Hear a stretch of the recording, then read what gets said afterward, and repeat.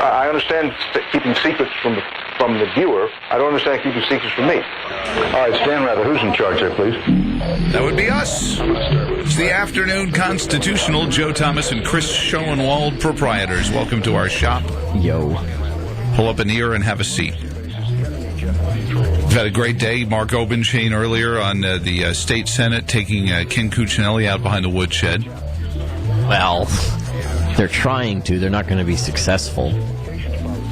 It's so bittersweet when he won the Attorney General's race, and then we conservative-minded people couldn't hold the seat. So then the Senate went further to the blue. Okay. Out into the blue. Okay, it's 19-21. You know? Closer before. Actually, it wasn't closer before. Well, I thought we lost his seat. How could that possibly be mathematically correct? Even when Cuccinelli was in there, it was 19-21. Well, then whose seat did we pick up somewhere that I wasn't paying attention? Trying to remember. Because at some point we lost that seat in the special election. But we picked up a seat in a special election, too, somewhere. Because it's sitting at 19-21, which is as close as you can get without being tied. Okay, fine. Whatever. Pew Research Group. Oh, and Sonny Johnson. Yes.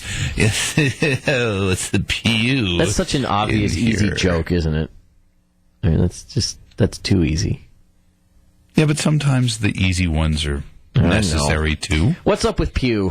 Well, the Pew Research study... What malodorous thing have they uncovered? They went surveying people about the budget. Okay. Yeah, everyone's a budget hawk now. All of a sudden, even the Democrats are budget hawks. Well, remember, every policy that Obama puts out now somehow miraculously cuts the deficit, even if it increases spending. I'm waiting for him to say the FCC scoring on this says that it's going to save the country because he's running out of agencies to run the numbers through. Yes, but everything he proposes now somehow cuts the deficit. The FDA report on this scores that this is going to save people. What? Pew Research. I'm going to spend $4 trillion, and it's going to reduce the deficit by $10 trillion. Trust me on this. Because the numbers sound good. Yeah. Survey shows that more people than ever before want to see federal spending cut.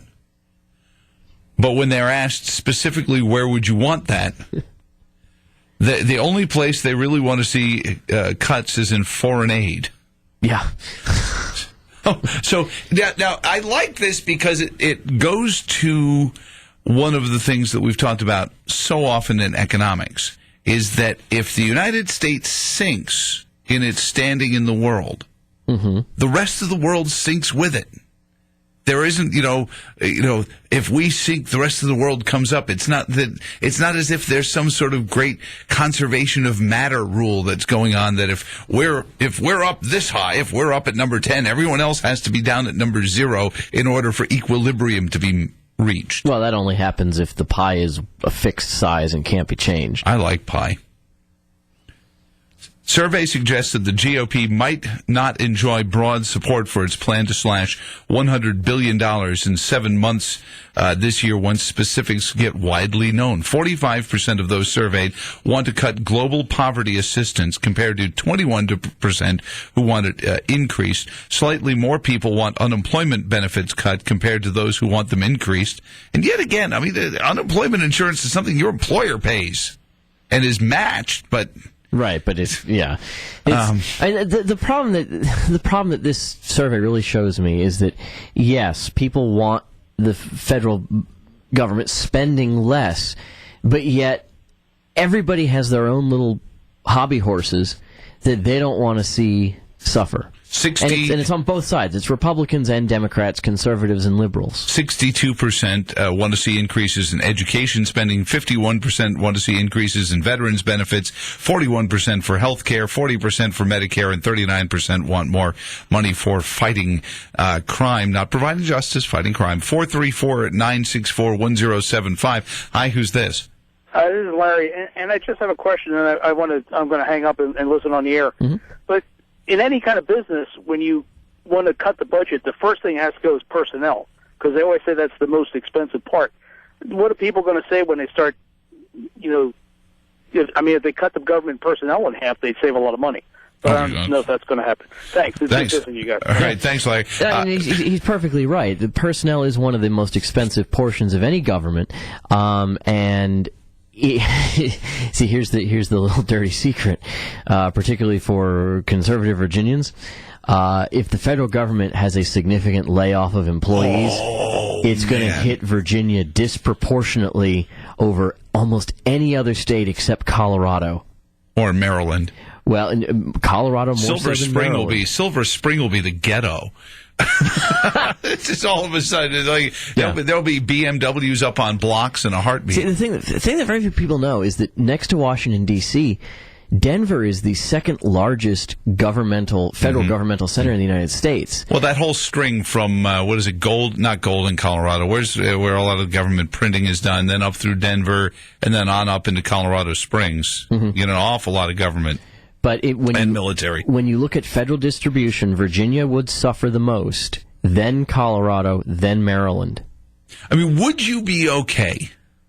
Would you be okay with military cuts? What if everything was cut 20%? Yeah. I mean, you talk to people, personal finance consultants. You go in there and say, I'm bankrupt. I don't know what to do. All right, we got to cut your spending by 20%. Hang on to that 1 second, Chris.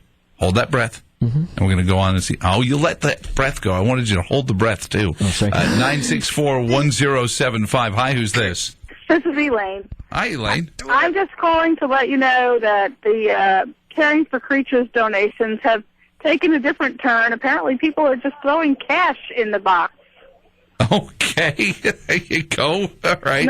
We're asking for dog food and cat food and dog toys and cat toys and leashes and that, and they're like, here's some money. Well, that's okay. So go get your own. But that's going on 5th Street Extended in our flagship city of Charlottesville. We're in Family Dollar at 5th Street Extended. But, because people are just throwing cash in the box. I'm like, okay, we can take cash. And for those who need a fix, that's where the Girl Scout cookies are, too. Yep, they are, sir. You want any, Chris? You can let go of the breath now. Oh, thank you. Okay, I just wanted to, give you a little heads up on that. All right, so and anyone who's looking for Girl Scout cookies, that's where you get hooked up at in front of the dollar store out in 5th Street. Thanks. No problem. And by the way, you want to talk about economics? Mm-hmm. No other Girl Scout troops wanted to do that shopping center because it was the poor part of town. Okay, well, there you go. Clean up. So anyway, you were saying what I was going to say is that a 20% across the board cut, yes, in your household it may make a certain amount of sense. In a business, in a governmental capacity, just a flat 20% cut or a 5% or a 10% or a straight percentage cut across everything doesn't make sense. And here's why. Because you have significant levels of waste and redundancy and all of that going on in different agencies, and it's better to actually look at each one. And there are some places that may only need a 5% cut. There are some places that may need a 35% cut. And why would we want to keep the same levels of waste and inefficiency just at a lower level if we can actually go through and do a real and serious job of assessing what the government is doing and making the cuts as deep as they need to be, where they need to be.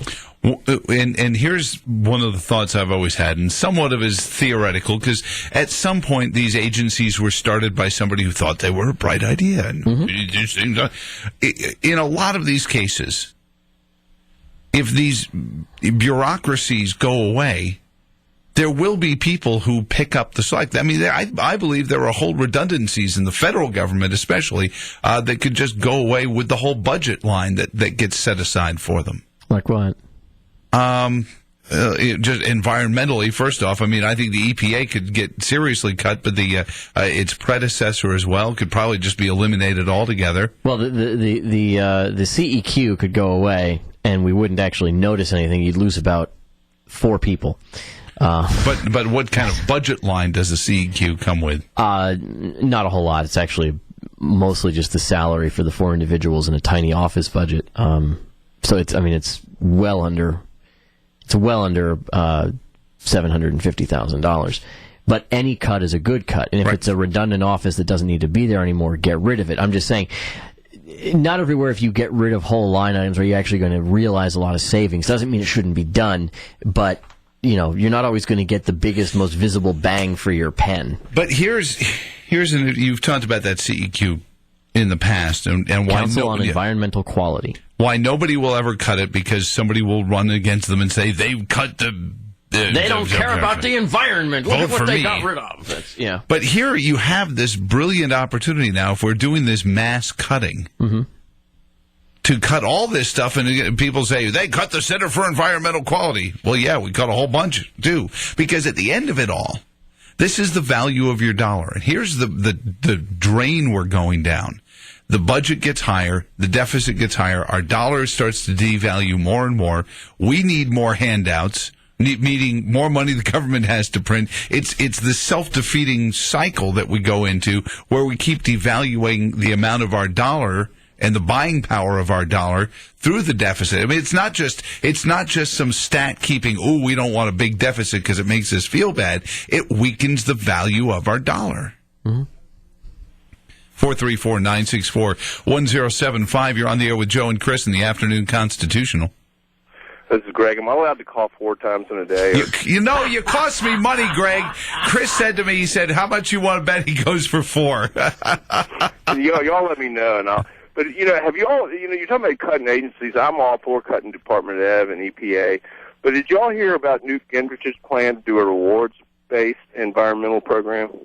Rewards on, I heard him mention it. I never heard the specifics of it. So. Well, basically, it would be an incentive for businesses to come up with solutions rather than being punitive. The current thing is punitive and just, basically destroys business. And the rewards-based environmental protected agency type of situation would be that people actually get some sort of incentive to come up with better solutions for pollution in factories and carbon and all that kind of stuff. And it would actually be, businesses wouldn't feel like they were being shoved around. They would feel like, okay, let's look for this stuff. We might get some sort of incentive. So that they can get a check from the government. Right. But there's nothing really in the Constitution that says we have to have an EPA as well. No, you're right, Greg. That was a Richard Nixon invention. And you got... And I was tuning into another show, I won't say the station, but they were talking about how the more than $250,000 a year tax cuts are for the rich, and they don't actually do any work for that money. What is it they don't understand, that we need their capital in order to provide employment for people? They don't get that. It's class warfare. It's casteism, and I hope that learned you a lesson about listening around. Well, I just was an accident. All right. We'll let you slide this time. All right, Greg. That's why he called 4 times. He felt guilty. That's it. All right, your guilt has been assuaged, Greg. All right. And now he's gone. All right. Scared to get chased and see now he's going to go listen to the other show. I'm not going to scare. But this is the problem. It's class warfare. It's they've got stuff you don't. They own a business you don't. They have things you don't. And that's what has to stop, because it is one of the least evolved positions to get into. If you look at it from that angle, you say, gosh, have we evolved at all since we came, since Ottavai Gorge? Have we evolved at all as a species since the Tigris and Euphrates Valley? Have we not evolved a little bit from just fear-mongering and scare tactics to make you feel to us? 434-964-1075 on the Afternoon Constitutional. Who's this? Hey, Joe, it's Mark. Hey, Mark. Miss Johnson, I think, a new high watermark in your interviews, and I've been listening for years. So. Well, she's real easy to interview. She knows her stuff. It's ironic that you would have her on the day that all those people, there's the uprising in Egypt. I think that's quite fitting. Well, and also, while you're lopping things off, you can knock out the Department of Education, take the Department of Agriculture. We never miss them. In fact, we'd be better off tomorrow.